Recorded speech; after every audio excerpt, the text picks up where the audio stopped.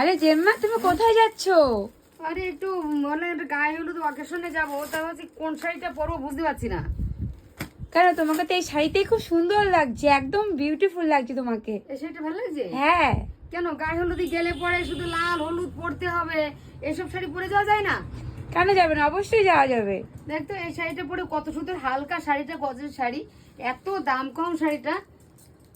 দামটাও তোমাদের বলে দিচ্ছি আমি, দেখো দেখেছো, মুখের বললাম না, তোমরা দেখে নাও। কারণ এত কম দামের শাড়িটা আমার না পরে সত্যি আবার খুব মনে হচ্ছে না যে আমি একটা শাড়ি পরেছি, একটা রোমালের মধ্যে পাতলা একটা মনে হচ্ছে ছেলেদের পকেটে ঢুকে যাবে।